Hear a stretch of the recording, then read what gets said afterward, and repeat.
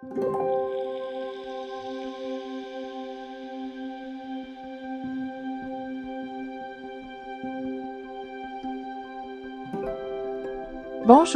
et bienvenue dans le podcast de la sorcière Épi. Créatrice de lumière, guérisseuse, guide spirituel, artisane, voix et instruments sacrés.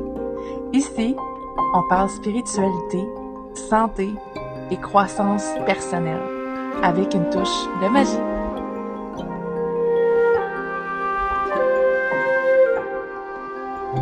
Bonjour et bienvenue dans le podcast numéro 6 de la sorcière Épi. Bonjour mes belles étoiles, aujourd'hui j'ai envie de vous offrir un moment de vérité, un moment de profondeur et surtout d'espoir. J'ai le privilège aujourd'hui de recevoir une femme d'une force inouïe, une femme extraordinaire qui est entrée dans ma vie il y a 2 ans passés puis qui continue de m'impressionner à chaque jour. Puis je vais toujours me rappeler la première fois qu'elle m'a raconté son histoire. Ça m'a tellement touchée, je peux pas croire que dans cette petite femme-là, il y avait autant de force. Et je vous parle de mon amie Edith. Son histoire est bouleversante, mais elle est aussi le témoignage vivant que la lumière peut revenir même après des ténèbres aussi noires. Si vous avez déjà vécu un trauma, une perte, ou si vous avez cherché à comprendre la résilience humaine, ben cet épisode est pour vous. Fait que c'est son premier podcast. Bienvenue Edith dans le podcast de la sorcière Épi. Merci. Aujourd'hui, je vais avoir quelques questions pour toi, puis sachez la gang que tu sais ça va être un podcast vraiment plein d'émotions. C'est une histoire assez touchante qu'on va parler aujourd'hui, donc on va pleurer peut-être nous autres aussi, puis gênez-vous pas hein, vous aussi de vivre vos émotions. Puis si vous avez envie aussi après le podcast de venir poser des questions sur les réseaux sociaux, ça va être ouvert à vous. Ben j'aimerais ça commencer par que tu nous racontes ton histoire. Bon, ben ça commence à l'adolescence, dans le fond, à ma fête de 17 ans, plus précisément. Je voulais aller chez un ami. Mes parents voulaient que je reste à la maison, mais j'ai décidé que je voulais aller quand même. Puis mon cousin est arrivé chez nous, puis il m'entendait achaler mes parents pour aller chez mon ami. Puis il a offert de venir me porter. Fait que mes parents ils ont finalement accepté. Dans ce temps-là, ben, je commençais déjà à consommer certaines drogues là, pour le fun avec des amis, pour se sentir intéressant. Fait que, en chemin, ben, c'est ça, mon cousin, ben, avec lui, je consommais, il m'offrait souvent beaucoup de sortes de drogues différentes. Fait qu'en chemin, il a décidé d'arrêter au débarcadère à bateau à Val-des-Bois. Puis là, il voulait m'offrir de la cocaïne. Cette fois-là, j'ai pas voulu en prendre, je voulais aller chez mon ami. Puis, sauf qu'il a essayé de m'embrasser. J'ai essayé de le repousser. Il a essayé plus fort. Dans le fond, il avait l'intention de me violer. Fait que j'ai réussi à le frapper, à sortir de la voiture. Dans le fond, je courais vers la route, puis lui, il m'a rattrapé avec la voiture. Euh, il m'a attrapé par la gorge, il m'a accoté sa voiture. Il m'a demandé d'embarquer dans le char. J'ai dit non, que je voulais pas embarquer, que je savais pas où il m'amènerait, de me laisser partir, que je dirais rien à personne. Là, mais il m'a regardé droit dans les yeux, comme avec un regard vide. Puis il m'a dit, ben là, j'ai plus le choix. Puis il a commencé Il a commencé à à serrer où? serrer à ma gorge pour m'étrangler, dans le fond, OK. en me regardant droit dans les yeux tout le long. J'ai juste été chanceux, justement, qu'il y a deux personnes qui sont passées à pied. Fait que j'ai pris mon dernier souffle pour crier à l'aide. Ils ont arrêté. Ils se sont venus vers moi, fait que là, il a décidé de me lâcher pour prendre la fuite. Fait que j'ai réussi à aller rejoindre ces deux personnes-là qui m'ont amené à pied chez mon ami où je voulais me rendre. Et Puis là, qu'on peut dire un peu que ces deux m'ont personnes-là sauvé la vie ont ce sauvé jour-là. la vie. OK. Puis en plus, c'est que je me rappelle même pas leur nom, fait que j'ai jamais pu les remercier en plus de ça. Mais fait que c'est ça. Dans le fond, rendu là après, ben, j'ai appelé ma mère pour expliquer ce qui venait de se passer. Il est venu me chercher. Ça a resté comme ça. Le lendemain, je suis partie pour l'école.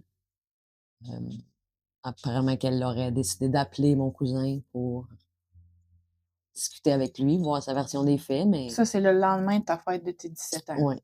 OK. c'est ça. Là, on est rendu le 8 décembre 1999. Heu, moi, j'étais à l'école, heu, j'allais à l'école à Papineauville dans ce temps-là parce que justement, je faisais plusieurs drogues pour, me sentir intéressante, puis j'avais été jetée en dehors de la polyvalente de Buckingham.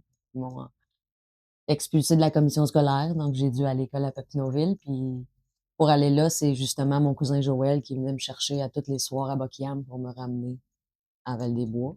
Mais ce jour-là, c'était pas lui, c'était son frère qui est venu me chercher. Et au lieu de me ramener à la maison, il m'a ramené chez ma tante pour m'annoncer que ma mère s'était fait assassiner de 33 coups de couteau.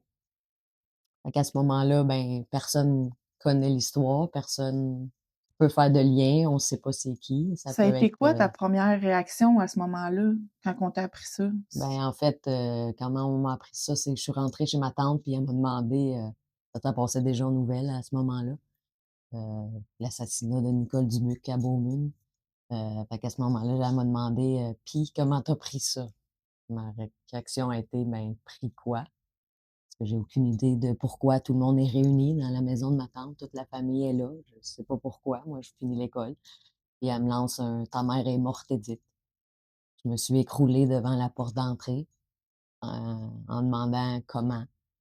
Heu, Ils m'ont répondu qu'ils savaient pas, que ça pouvait être quelqu'un qui sortait de prison pour vendre des aspirateurs ou, puis dans ma tête, ça a fait: «C'est Joël». Là, ils m'ont demandé Joël, qui est ton mon cousin qui cousin t'a raccompagné la veille. oui.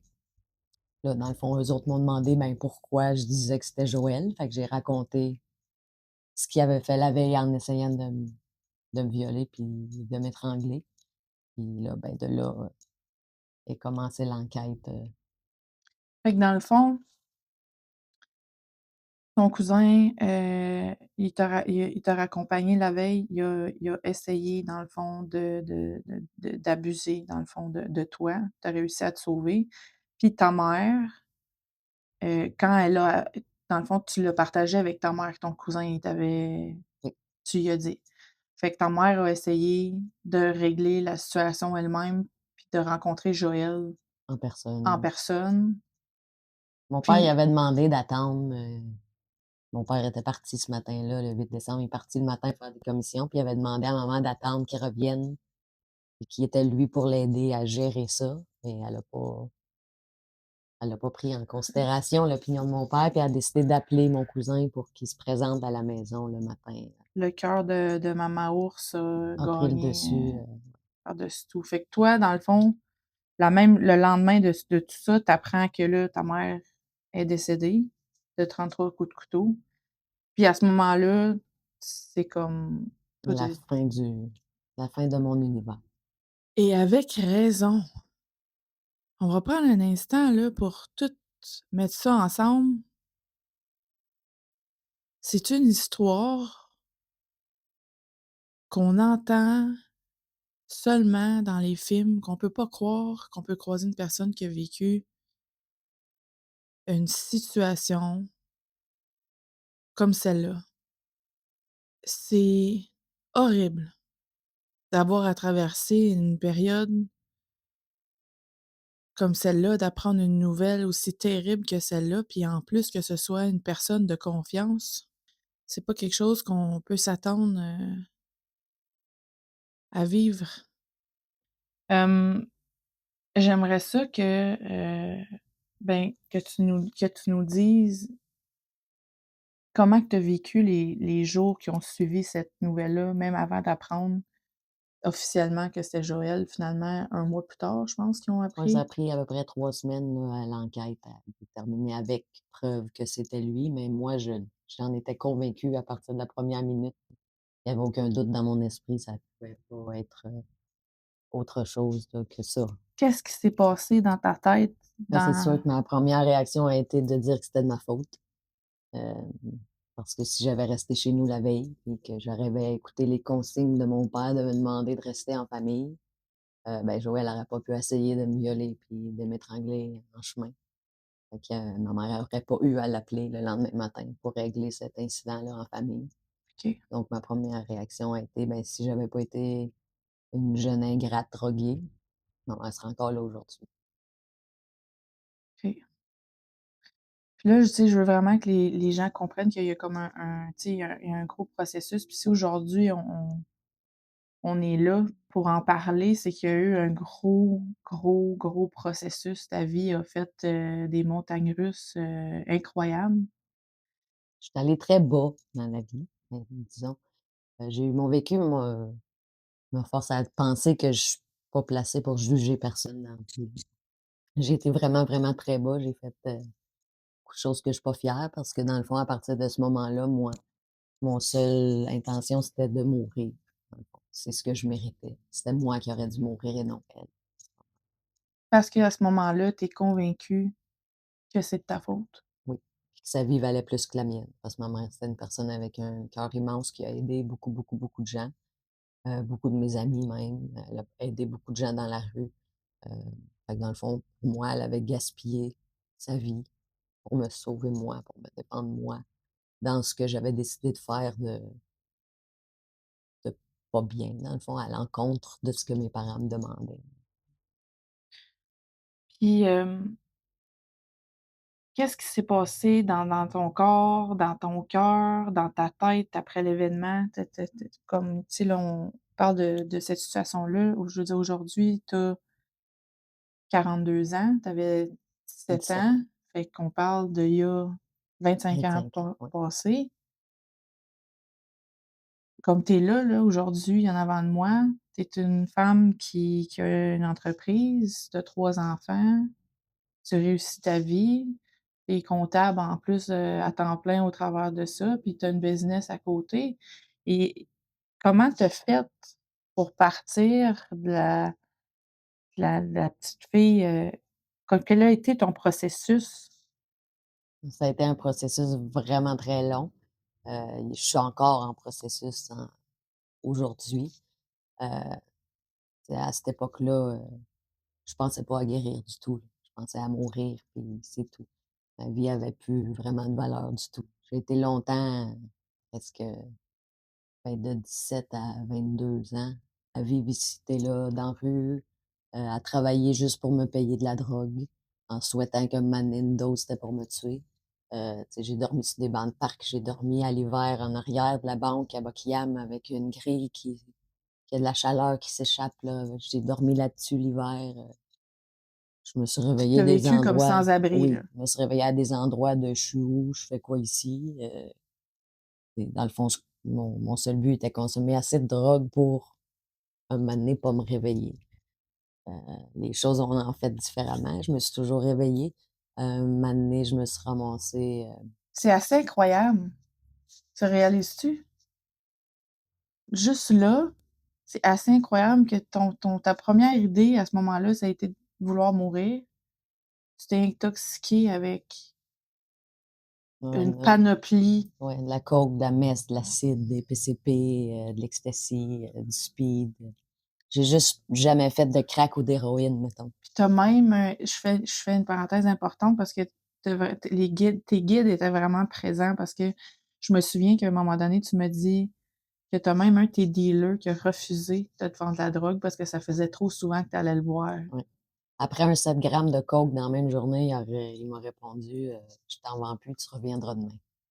C'est assez extraordinaire comment que tu sais, quand on regarde ça de l'extérieur, comment que l'univers voulait pas que tu t'en ailles. Tu avais une mission de vie plus grande en arrière de ça, là. Ben, à ce moment-là, ce que je disais, c'est: «Ben, le bon Dieu veut pas de moi, puis le diable non plus». Fait que c'est ça. J'étais pris ici à revivre mon cauchemar et à culpabiliser pour l'éternité. Puis puis là, tu t'en allais raconter quand même à un moment donné, tu t'es réveillée. Ah ben, c'est qu'à un moment donné, j'ai comme je me suis réveillée un matin en me demandant ce que je faisais dans ma vie, dans le fond. Me demandant pourquoi j'étais rendue là et en me disant que ça avait pas de sens, que ma mère ait donné sa vie pour me regarder gaspiller la mienne. Que pour le sacrifice qu'elle avait fait, j'y devais au moins de devenir une bonne personne. À la limite, essayer d'être aussi bonne qu'elle et aussi généreuse qu'elle. Que si je l'avais privée, elle, d'aider les autres, ben, que je devais le faire à sa place. Dans le fond, je me disais comme ça, je me sentirais moins coupable. et je tombe enceinte de mon plus vieux. Heu, fait que j'ai lâché la drogue complètement, du jour au lendemain, d'un coup, en Fait que en me disant que, ben, ma mère avait pas donné sa vie pour me regarder gaspiller la mienne, fait qu'il fallait que je fasse un effort, puis en une seule journée, j'ai arrêté complètement la drogue. fait que le premier événement, on pourrait dire qui a commencé ton processus de guérison, c'est De tomber enceinte de mon fils, de tomber enceinte de ton plus vieux, ouais. Ben, Philippe. j'avais tombé enceinte une autre fois avant, mais je consommais beaucoup dans cette période-là, fait que je me suis dit: «Tu sais, je peux pas mettre un enfant au monde comme ça», fait que je l'ai avorté la première fois, puis sauf que quand je suis tombée enceinte la fois d'après, ben, j'ai eu un message de: «Tu sais, ça a pas de sens, là, il faut que tu fasses quelque chose de ta vie». Fait que mon fils m'a sauvé la vie dans J'imagine qu'au travers ce processus-là, ça a pas dû être évident non plus avec la famille. ben, la famille, dans le fond, c'est comme si un peu j'ai un peu le sentiment comme si j'étais morte avec ma mère ce soir-là. Parce que la famille, ben, peut-être pour eux, dans ce moment-là, c'était trop difficile pour eux aussi, puis qu'à travers moi, ils voyaient ma mère. Mais il y a aucun membre de ma famille qui a été là à ce moment-là. C'était vous Donc, vous êtes retrouvés, toi puis ton père. ouais. Puis mon père, tu sais, dans ce temps-là, ben, il vivait sa propre blessure. Fait que lui, il vivait à travers de l'alcool. OK. Moi, à partir de ce moment-là, j'ai pas pu rester dans cette maison-là. Quand je suis rentrée dans la maison, mon père avait tout nettoyé lui-même, là, après le meurtre, là. Et là là. Puis, quand je suis rentrée là, ben, tu sais, il l'a fait lui-même, fait que c'est sûr qu'il restait des traces de sang à beaucoup d'endroits, là. Puis dans ma tête, je pouvais pas rester là, là, ça ramenait la blessure, en continu, là.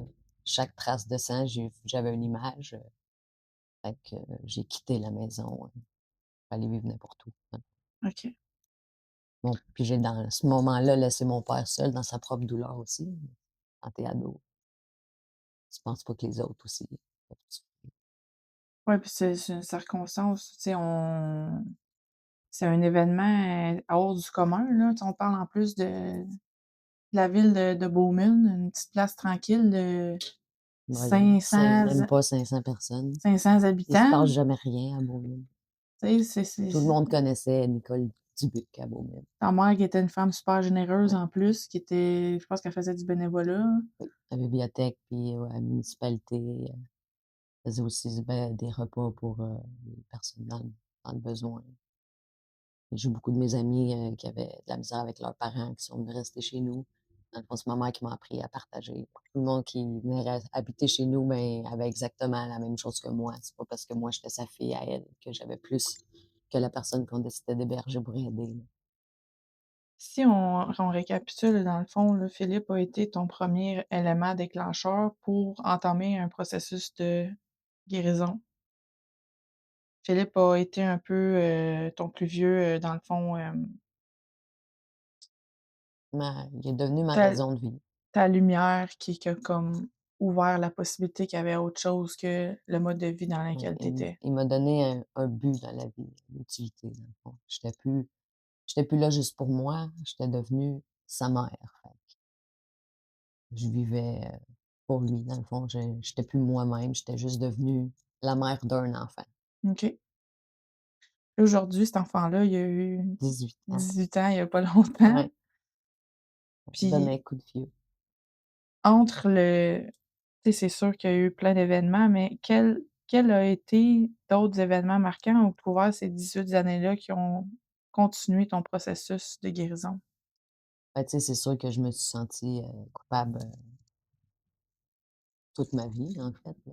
C'est sûr que, tu sais, ce qui a pas aidé, c'est que mon père, dans sa propre douleur, a mentionné: «Tu vois, si tu avais resté ici, ta fête, ta mère serait encore là». Fait que déjà, en l'implantant dans lui, tu sais, je sais qu'il le pensait pas, mais pour lui, sur le moment, ben, c'est ce qui est venu à l'esprit. Pour lui aussi, c'était ma faute. Fait que c'est sûr que j'ai vécu avec ça longtemps aussi, le poids de ben, même mon père pensait de ma faute. Jusqu'à temps que je décide d'avoir la conversation avec lui. J'ai vu à quel point ça l'a blessé quand j'ai répété les mots qu'il a dit. qui m'a dit, «Ben non, je l'ai jamais pensé», tu sais, mais moi, j'y ai mentionné que j'ai quand même, moi, vécu avec cette culpabilité-là jusque-là. Quand lui m'a dit que non, finalement, il pensait pas, c'est sûr que ça l'a enlevé un poids, mais Ça t'a pris combien de temps à avoir cette conversation-là avec ton père? ça a pris 20 ans. 20 ans. Fait que tu as vécu 20 années de ta vie en pensant que ton père te considérait comme responsable du décès de ta mère. Ouais.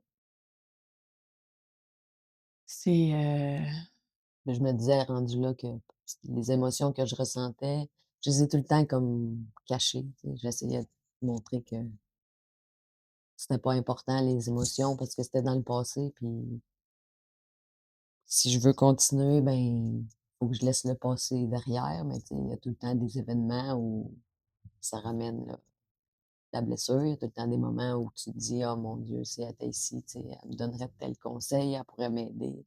Tu es seule, nouvelle maman, il pleure tout le temps, tu dors pas de la nuit, ça fait 6 mois qu'il dort pas parce que personne t'a dit que quand tu allaites, si tu manges du chocolat, ça donne des coliques à ton enfant, tu sais? Fait il y a beaucoup de moments où j'aurais aimé qu'elle soit là pour m'appuyer, puis, tu sais, dans l'arrière-pensée, il y a tout le temps: «Ben, elle est pas là, c'est de ma faute», tu sais? Elle vit avec, tu sais? Arrête de te plaindre, pas te plaindre, c'est ta faute, tu sais? J'ai essayé de continuer comme ça longtemps jusqu'à ce que, ben, j'ai fait, tu sais, beaucoup d'ateliers. J'ai, des ateliers mmh, de ben, j'ai vu des psychologues, ça a jamais rien donné, les psychologues finissaient tout le temps pour me dire, c'est que je savais ce que je voulais dans la vie puis que mon état d'esprit était quand même, bon, fait que j'avais pas vraiment besoin d'eux, tu sais? Fait que j'étais tout le temps capable de me parler à moi-même pour essayer de gérer l'émotion, tu sais, dans le fond, parce que je pense ce qui me faisait peur, c'est de me noyer dans cette émotion-là. Puis, depuis que je te connais, tu sais, j'ai fait aussi beaucoup d'ateliers de croissance personnelle, puis d'introspection, puis je sais pas, ce qui a apporté ce déclic-là, mais, c'est dernièrement en plus, là, c'est semaine passée ou l'autre avant, on a eu une cérémonie de cacao, puis ensuite j'ai écouté une vidéo de Laurence Cannon. OK. C'est là que j'ai compris que, tu sais, dans le fond, je me suis toujours demandé pourquoi j'ai eu à vivre ça, pourquoi elle est morte comme ça. Jusqu'à ce que je me rends compte que, ben, c'est pas mon histoire, dans le fond. On a tout un cheminement. Si on veut évoluer spirituellement, on a tous des chemins de vie à faire, on a plusieurs vies à vivre. Et je me suis finalement rendu compte que, ben, celui-là, c'était son cheminement, c'était son parcours à elle. Elle devait partir comme ça pour la raison pour laquelle, ça, je sais pas, c'est pas vraiment à moi à comprendre, dans le fond, c'est sa leçon à elle. Moi, il faut juste que j'accepte, dans le fond, que c'est comme ça, fallait qu'elle quitte. Oui, c'est sûr que de là-dedans, moi aussi, j'ai une partie de mon histoire, mais, c'est ma blessure, c'est pas la même que la sienne. Moi, il faut que je continue mon histoire là-dedans. On est supposé d'avoir quelque chose à apprendre dans tout ce qu'on vit, fait que je pense que depuis que j'ai compris que, ben, c'est pas ma faute, dans le fond. Oui, j'ai fait des mauvais choix, on en fait tous des mauvais choix, mais, le choix final, c'est pas moi qui l'a fait. Ouais, Fait que puis de me refondre, puis de ramener tous ces événements-là pendant 25 ans, mais ça les change pas, ces événements-là, dans le fond. Ma mère, elle reviendra jamais, peu importe si je culpabilise pour le reste de ma vie. Fait que je me dis: «Tant qu'à gaspiller cette énergie-là dans le négativité, mais essayer de l'utiliser pour être plus fort, pour essayer d'aider d'autres personnes qui ont vécu peut-être semblable à moi, puis qui pensent aujourd'hui qu'ils ont aucune valeur non plus». Que dans le fond, notre valeur, on la fait nous-mêmes. On ouais, choisit pas ce qu'on vit, mais on choisit comment on réagit à ça. On choisit ce qu'on veut être comme personne. totalement, totalement.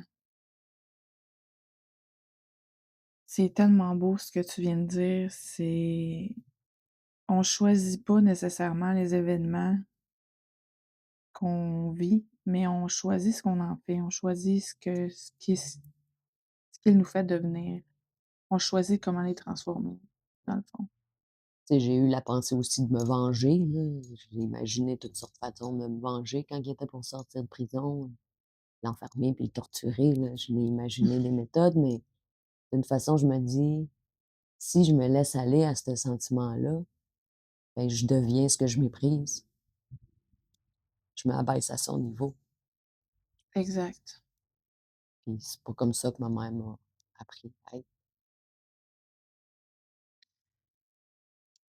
Je t'ai entendu dire tantôt quelque chose, puis j'ai vu cette transformation-là, je veux dire, depuis qu'on se connaît, au travers de toi, tu sais, tu as dit que quand Philippe il est né, tu es devenue, dans le fond, seulement la mère de. Tu avais une utilité, dans le fond.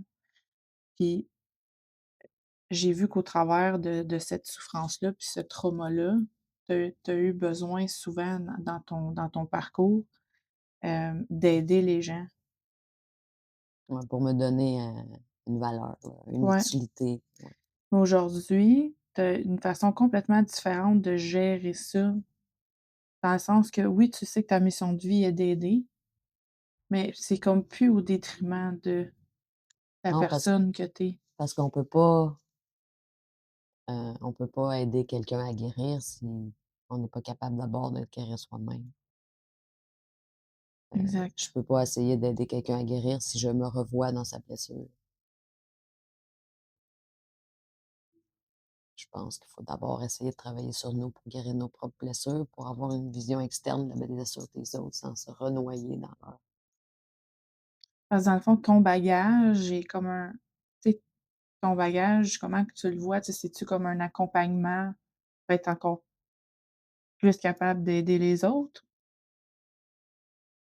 Qu'est-ce que c Comprends-tu qu'est-ce que je veux dire? Ouais, je sais pas, tu sais, comme j'aurai jamais la réponse, quand j'ai arrêté de me demander le pourquoi j'ai eu à faire tout ce détour-là pour arriver où ce que je suis aujourd'hui. Je pense que c'était juste nécessaire, puis, que même si je cherche à savoir pourquoi, je j'aurais pas la réponse. Mais d'une manière, si j'avais pas vécu tout ça, je pense que aujourd'hui, je porterais encore, un jugement sur les autres. D'une manière, j'ai été élevée comme un enfant gâté. J'ai toujours eu tout ce que je voulais dans. Puis, je pense qu'en enfant gâté, j'aurais pas été capable de me mettre à la place des autres, de comprendre leur douleur pour les aider. Je pense qu'il faut que tu aies, à un moment donné, peut-être taper le fond pour être capable d'avoir une différente perspective de la vie, dans le fond. Est-ce que ça a créé en toi un manque de confiance envers les gens qui t'entourent, vu que c'était une personne en qui tu avais confiance, qui avait fait un geste comme ça? Est-ce que ça a créé quelque chose dans tes relations par la suite, dans ta vie? Ben, c'est sûr, tu sais, parce que cette personne-là, j'ai fait confiance avec ma vie, là. J'ai habité avec lui. C'est lui qui m'a sorti d'un centre de désintox que parce que j'ai fait, le centre Muchmore, là, pour essayer de quand ils m'ont mis en dehors de l'école, j'étais allée au centre Muchmore, mes parents ont pensé que peut-être ça m'aiderait à me replacer, puis c'est lui qui m'a sorti de là, puis j'étais allée vivre chez lui. J'ai fait confiance, avec ma vie, dans le fond, puis il en a quand même profité négativement, là. Il nous a blessés beaucoup. Fait que oui, c'est sûr qu'après ça, je me suis dit, que je pouvais plus faire confiance à personne. Si quelqu'un que j'avais aimé autant, m'avait détruit autant, je me dis: «Qu'est-ce que ça va être avec les gens qui se calissent bien de moi?» Donc c'est sûr que, en même temps, pour me protéger de plus jamais personne va me détruire comme lui il l'a fait, ben, je me suis fermée à tout le monde. J'ai, dans le fond, pour m'en sortir, c'est des inconnus qui m'ont aidé la plupart du temps, mais ça a pris du temps avant que je fasse, confiance à quelqu'un. Puis même encore aujourd'hui, oui, tu sais, je vais parler à tout le monde, je vais être ouverte avec tout le monde, mais laisser quelqu'un entrer dans ma vie personnelle puis montrer mes vulnérabilités, heu, c'est très encore difficile aujourd'hui. Il y a pas beaucoup de personnes qui entrent dans mon cercle proche, puis Ça me fait penser à quelque chose en plus. Je me rappelle quand je t'ai connue, là, c'était bien, important pour toi. Donc les gens savent pas où tu habites. Est-ce que tu penses que c'est à cause de ça? Ben, c'est sûr parce que j'ai tout le temps eu, tout le temps non plus maintenant. Ça a été un peu moins long.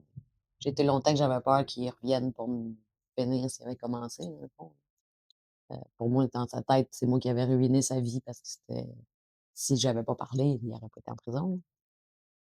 Que pour moi, ça a été longtemps que j'étais convaincue qu'il reviendrait, là.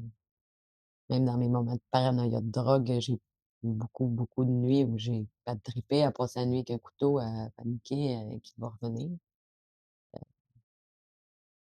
Sauf qu'à un moment donné, tu sais, je me suis endurcie, j'ai pris un peu plus confiance en moi, puis j'ai grandi aussi, puis j'ai arrêté d'avoir peur de lui en me disant: «Ben, d'une manière, tu sais, s'il ose venir chez nous, c'est pas moi qui devrais avoir peur de lui, c'est lui qui devrait avoir peur de», tu sais, je me dis: «Il doit vivre un moment donné avec du remords peut-être, là». Fait faudrait quand même du culot pour revenir cogner à ma porte. Effectivement, effectivement. Hem, comment ton rapport à ton corps et à ton esprit a changé en cours de route? Ouf, ça a changé beaucoup, mais ça a pris beaucoup de temps avant que je finisse par accepter que j'avais une valeur moi-même, sans même jusqu'à dernièrement, je pensais que ma vie, c'est mes enfants, là. Sans mes enfants, je suis rien. Jusqu'à temps que, tu sais, j'ai même eu un moment dernièrement, vu que mon plus vieux a pogné 18 ans, que je me suis dit: «Ben, quand ils vont tous partir, je vais faire quoi? Je vais servir à quoi?» Mais dans le fond, je me suis rendu compte que, ben, je suis pas juste la mère de mes enfants. Je suis une personne aussi en arrière de ça, puis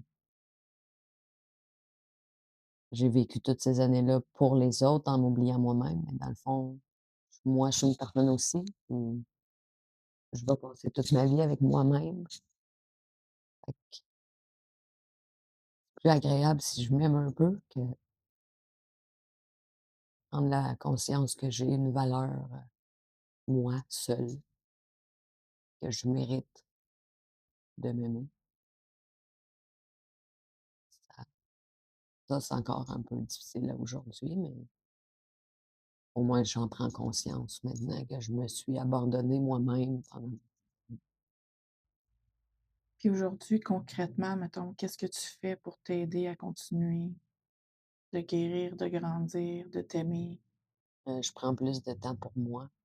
J'ai tout le temps comme j'ai jamais dit non à personne, même à mon propre détriment, heu, parce que c'est à ça que je servais, à aider les autres. Fait que maintenant quand je suis fatiguée, ben, je suis capable de me dire: «Ben non, tu sais, si je suis fatiguée, j'ai le droit de rien faire aujourd'hui.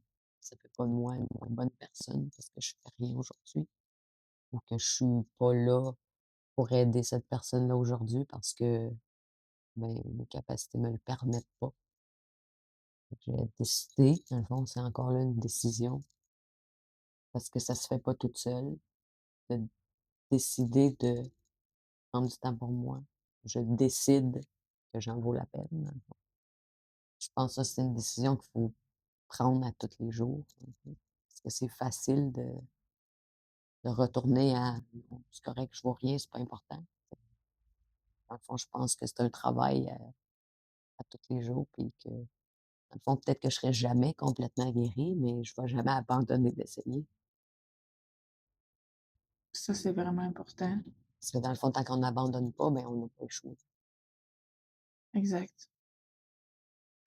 Puis, comme concrètement, dans le fond, tu prends du temps pour toi tous les jours. Tu fais-tu des rituels? Tu fais-tu,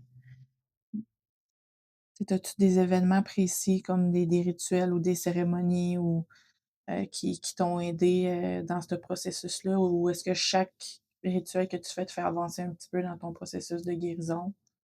Ben, c'est sûr que oui, là, tous, tu sais, les rituels, on fait le rituel de pleine lune à tous les mois où on se permet de se libérer de quelque chose, ben, ça m'aide beaucoup parce que, ben, dans le fond, je me suis rendu compte aussi que quand tu es capable de mettre des mots sur la douleur, puis de les extérioriser, juste le fait de les sortir, ç ça l'aide, veut pas, à les guérir au lieu de les ruminer de l'intérieur. Fait que nos rituels de pleine lune m'ont aidé vraiment beaucoup à être capable d'extérioriser, puis d'accepter que j'ai des émotions, puis que sont valides mes émotions. Une fois que tu l'as vécu, ben, tu es capable de la laisser aller plus facilement que si tu fais juste la garder à l'intérieur de toi pour toi-même. Quand tu la gardes à l'intérieur de toi, cette émotion-là, elle continue de grandir, dans le fond. Quand tu es capable de l'extérioriser, tu te rends compte, ben, finalement, c'était pas si lourd que ça, tu sais. C'est plus facile de laisser aller. Fait que les rituels de pleine lune m'aident beaucoup. Les rituels de cacao aussi m'ont aidé beaucoup à mettre de la douceur dans mes pensées envers moi-même. Ouais, les rituels de cacao, sacrés, m'ont permis de m'aimer un peu plus aussi. Le cacao qui est une, médecine, pour ceux qui nous écoutent, qui est une médecine du cœur, le cacao sacré nous amène à être directement dans l'émotion, de qu'est-ce qui est là, puis de vivre ce qui a besoin d'être vécu au moment précis. Fait que dans le fond, tu es dans un cercle où tu peux encore là, t'élever au milieu de d'autres femmes qui ont également aussi, Des blessures. des blessures, différents traumas. Donc ça aussi, ça doit aider à se À voir sentir qu'on moins n'est pas seul. seul, ouais, c'est ça. C'est parce que dans le fond, mais même si toutes les blessures sont différentes, je pense pas qu'il y a une blessure qui est pire qu'une autre. Tout est une question de comment nous, on la ressent et on l'aperçoit. Il y a comme ce que moi j'ai vécu, pour quelqu'un, ça va être horrible, puis pour moi, ça aura pas la même, on a chacun nos tolérances, dans le fond, à nos douleurs, tu sais. C'est pas un événement, tant qu'à moi, il y a pas un événement pire qu'un autre. Tout dépend de comment la personne le vit. Pas juger là-dessus si quelqu'un est plus fort qu'un autre, là, tu sais. Je me sens pas plus forte que quelqu'un d'autre parce que j'ai traversé ce que j'ai traversé. Ça a été extrêmement difficile, ça l'est encore aujourd'hui, puis je sais qu'il y a souvent du monde qui dit: «Ah mon Dieu, je sais pas comment tu aurais fait», mais dans le fond, quand tu es dans la situation, d'une manière, tu as le choix, mais tu sais, faut que tu fasses quelque chose. Fait que, tu sais, même si tu dis: «J'aurais pas pu», mais l'instinct de survie a quand même, tu sais, l'autodéfense d'essayer quand même, tu sais, peu importe. J'aurais pas pensé moi non plus que j'aurais été capable de traverser quelque chose comme ça si tu me l'avais demandé il y a 20 ans. Puis ce que j'ai pu comprendre aussi, tu viens de partager ça, puis ça m'a fait penser. Tu as une relation assez unique aussi avec, la mort parce que je pense que tu m'as déjà dit avoir trouvé un corps étant plus jeune. Moi, j'avais 14 ans à peu près avec, 3 autres de mes amis. On allait manger souvent en dessous du pont de fer à Val-des-Bois.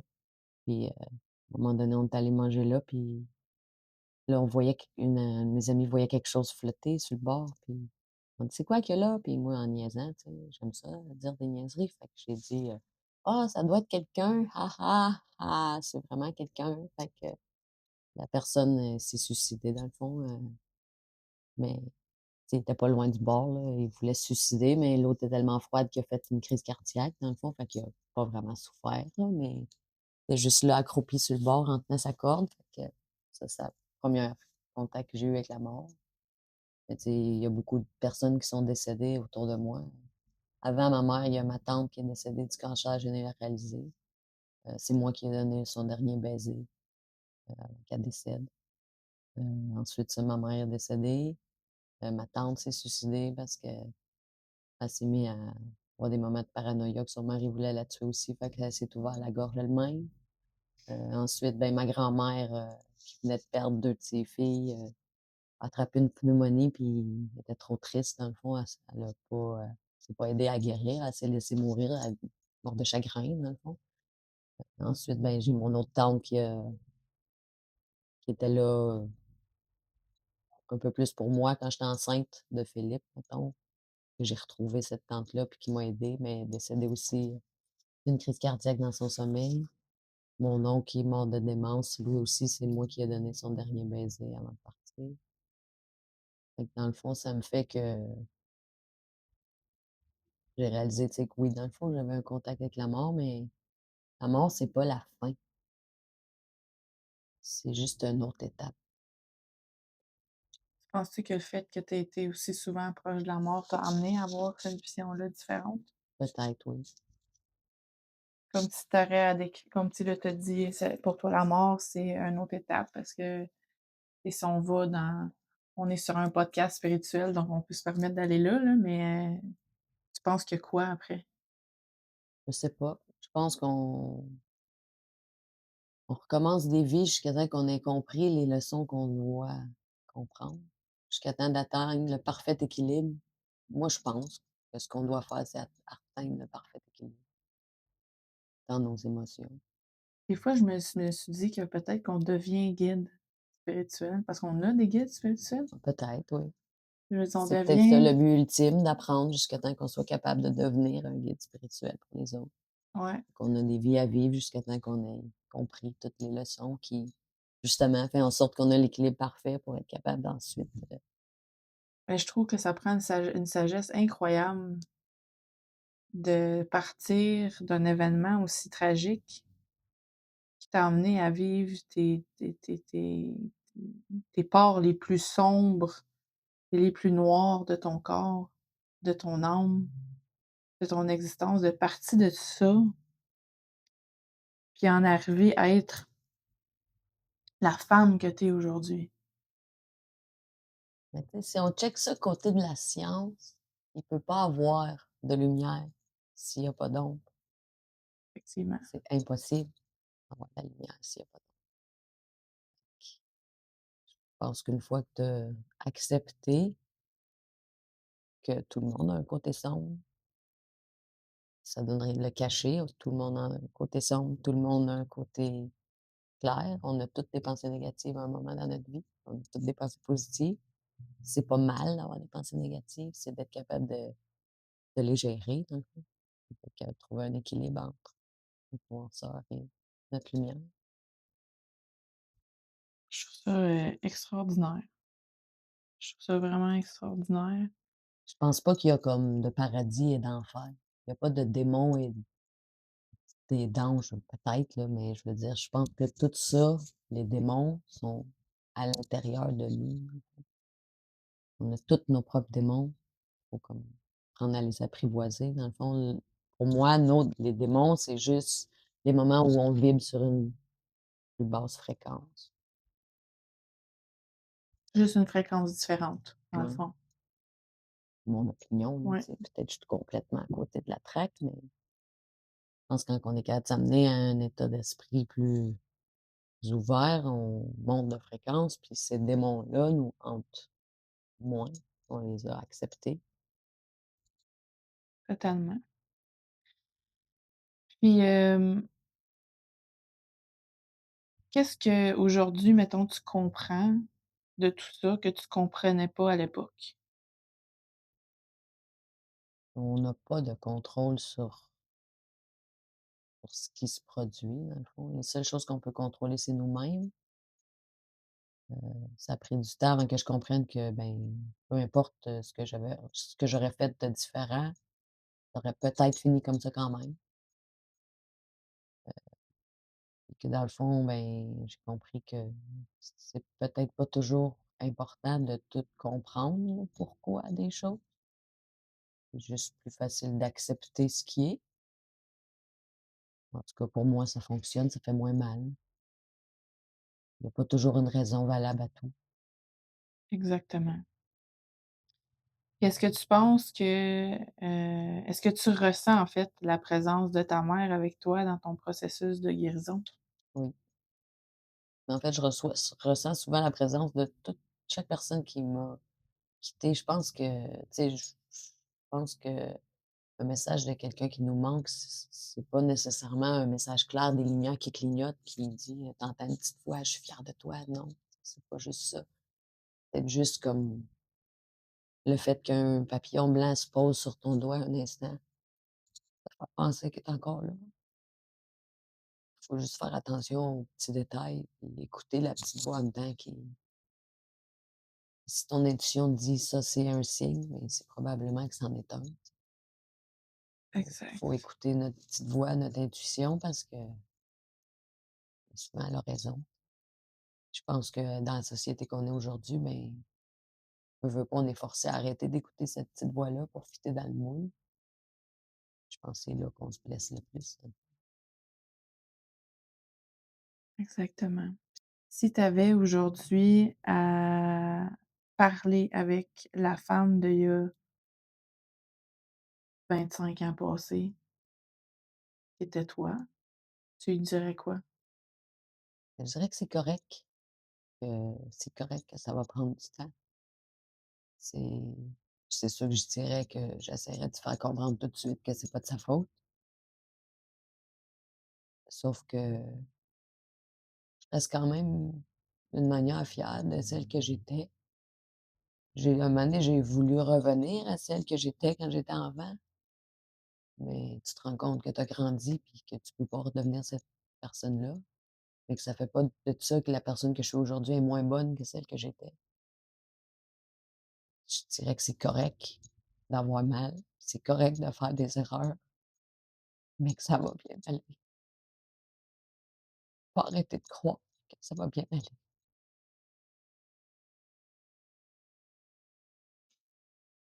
Wow! Il y a toujours une, solution, fait qu'il faut juste jamais perdre l'espoir, puis jamais abandonner, et on va finir par y arriver. Puis aujourd'hui, je peux dire que je suis fière de la personne que je suis devenue, puis que je suis fière des gens que j'ai autour de moi dans ma vie. Maintenant, je suis capable d'éprouver de la gratitude pour la vie que j'ai. Je suis fière de toi, moi aussi, vraiment. Puis, il y a des gens qui nous écoutent, on vit un moment un peu, touchant.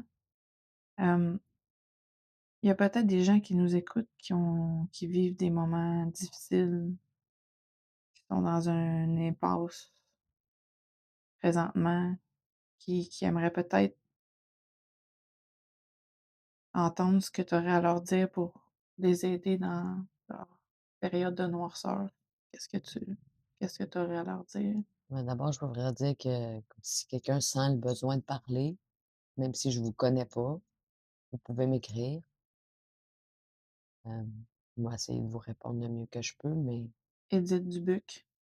je veux juste dire que même si on pense qu'on vaut rien, qu'on pense qu'on vaut pas la peine, on est toujours important pour quelqu'un, pour une personne. Ça, souvent, on le voit pas, mais faut jamais oublier qu'à la base, on doit être important pour nous-mêmes.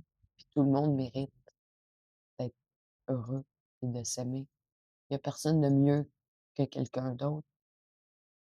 Peu importe les erreurs que tu as faites, tu as le droit de te pardonner puis de recommencer. Merci. Merci vraiment. Je veux prendre le temps de te dire merci d'avoir accepté d'être là aujourd'hui. Merci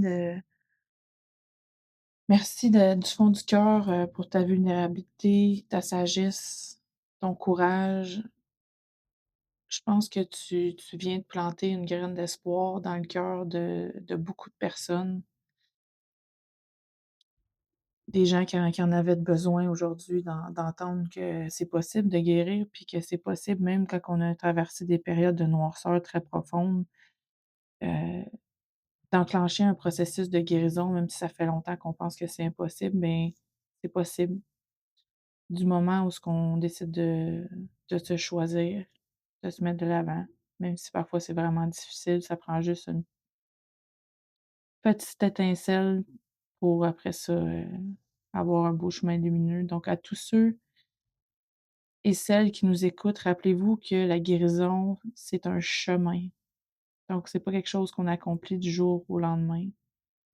C'est un processus, puis on doit trust the process. Donc faites confiance au processus et qu'on peut toujours, toujours choisir la lumière, mais en même temps, pour choisir la lumière, il faut accepter également sa part d'ombre. Puis c'est pas facile. J'ai jamais dit que c'était pour être facile, mais je vous jure que ça vaut la Merci beaucoup. Est-ce que tu aurais une dernière chose à dire avant qu'on termine? Ben, merci de m'avoir, proposé de faire ça parce que, ben, je pense que ça fait aussi partie du processus de guérison pour moi d'être capable de le partager plus ouvertement et de croire que je suis capable d'aider des gens avec ça, pour pas qu'ils se sentent comme je me suis sentie. Et c'est ça, juste comme je dis, c'est pas facile, ça reste un choix, mais quand on veut, on peut, puis ça vaut vraiment la peine. Tout le monde Merci. mérite, d'être heureux dans peu importe les erreurs qu'on a faites, on a le droit de se pardonner puis de s'aimer. Merci beaucoup. Merci à tout le monde. Puis, si jamais vous avez des questions à me poser, la sorcière Hippie sur Facebook ou Edith, comme que vous a mentionné tantôt, Edith Dubuc sur Facebook, si jamais vous avez envie d'aller lui parler, elle est très ouverte. Donc, vous avez des questions, vous avez une situation que vous avez envie de partager avec elle, elle a le cœur sur la main. Elle va être là pour vous écouter avec plaisir. Donc, merci encore, Edith, d'avoir été là. Merci à toi.